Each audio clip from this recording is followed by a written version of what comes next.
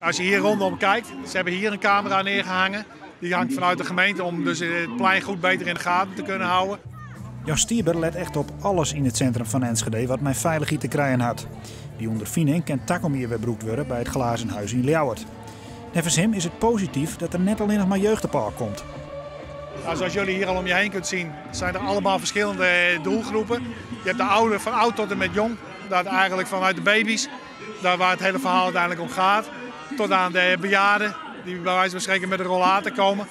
Dat iedereen kan hier in feite overal gewoon rondlopen zonder problemen. Is dat gunstig voor de sfeer op het plein, dat het echt alle leeftijden binnen? Ja, dat is heel erg gunstig. Want een stukje sociale controle is heel erg hoog op dit moment.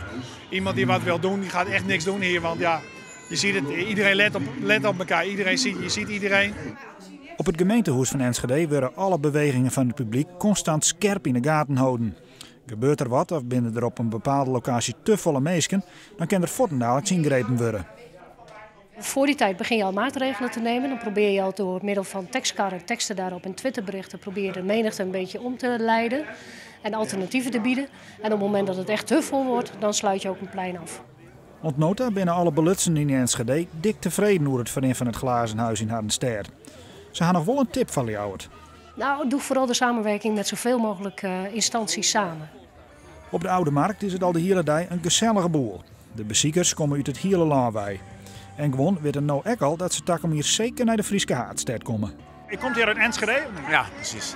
Dus dan is het lekker makkelijk voor mij dit jaar. Volgend jaar moet ik een eindje verder, hè? Ja, dan ga ik niet 6 dagen, denk ik. Maar wel naar Leeuwarden toe? Ja, tuurlijk. Ja, ik heb de sfeer nou goed te pakken.